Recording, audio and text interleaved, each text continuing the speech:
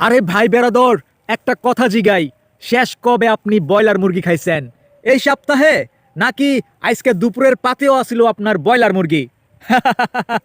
হাটে গেলে তো আগে আমরা দেশি মুরগি খুঁজতাম, অহন তো এই দেশি মুরগির দাম শুইনা চোখ কোপালে উঠা যায় আমগো। 1 কেজি দেশি মুরগি কিনতে গেলে 400 থেকে 500 টাকা লাগে, আর ব্রয়লার মুরগি পাওয়া যায় 200 টাকার নিচে, 150 টাকা, 160 টাকা। তাই আমরা ভাবি সস্তায় মাংস পাওয়া যাইতেছে, এই তো লাভ।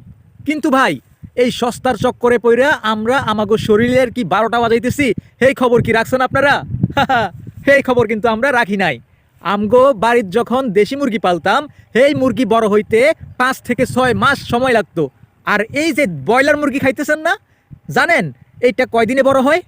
এইটা মাত্র 30 থেকে 40 দিনের ভিতরেই কিন্তু এটা বড় করা হয়। ভাবা যায়, যেই জিনিস বড় হইতে 6 মাস লাগে, সেইটারে জাদুর লাহান 1 মাসে কেমনে বড় করা হয়? হ্যাঁ, পুরো ম্যাজিক ভাই, ম্যাজিক। আসলে এইটারে কোনো জাদু দিয়ে বড় করা হয় না, এক গাদা ওষুধ আর অ্যান্টিবায়োটিক দিয়া ফুলাইয়া ফাফাইয়া বড় করা হয়। মুরগি যাতে নড়াচড়া না করে, সেই জন্য ছোটো জায়গায় গাদাগাদি কইরা রাখা হয়। মুরগি যত কম নড়বো তত তাড়াতাড়ি ওজন বাড়বো। এটাই হলো ব্যবসায়ীদের একটা চমৎকার ফন্দি। এই ফন্দি দিয়া এরা 30 থেকে 40 দিনের ভিতরে ব্রয়লার মুরগিকে মোটা তাজাকরণ করে ফেলে। ঠিক আছে, সবচেয়ে ডরের কথা কি জানেন?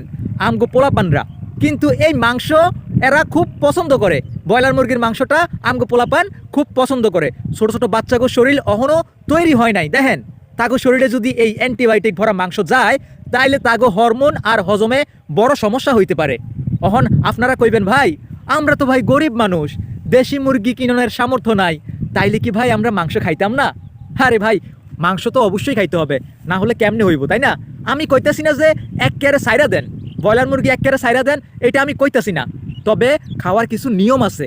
প্রতিদিন খাইবেন না, সপ্তাহে বড় জোর একদিন খাইবেন।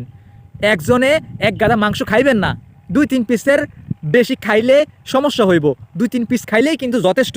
ঠিক আছে, মুরগিটা রান্ধনের আগে খুব ভালো করে ধুইবেন আর একদম ভালো করে সিদ্ধ করবেন। আর মাংসের লগে মাছ, ডাল আর শাকসবজিও কিন্তু রাখবেন। খালি মাংস দিয়া ভাত খাইবেন না। এটা শরীরের উপরে যে কি পরিমাণ এফেক্ট পড়বো সেটা এখন টের পাইবেন না। বয়স যত বাড়বো না, তখন দেখবেন যে আপনার ডায়াবেটিস হয়ে গেছে, হার্টের প্রবলেম হয়ে গেছে। ভাইরে, শরীর একবার নষ্ট হইলে 1000 টাকা দিয়েও কিন্তু আর ফেরত পাইবেন না। সস্তায় মাংস খাইয়া শেষমেশ ডাক্তাররে যেন সব টাকা দিয়ে দেওয়া না লাগে, সেই চিন্তা করবেন সবসময়। একটা কথা বলি, আপনারা স্বাস্থ্যের প্রতি সচেতন হন। এই কথাগুলো খালি নিজেরা জানলে চলবো না ভাই বেরাদর, পাড়া প্রতিবেশী আর আত্মীয় স্বজনরাও কিন্তু জানান লাগবো। ভিডিওটা শেয়ার কইরা এমনভাবে ছড়াই দেন যাতে সবাই সচেতন হয়। ভালো থাকবেন, সুস্থ থাকবেন, আল্লাহ হাফেজ।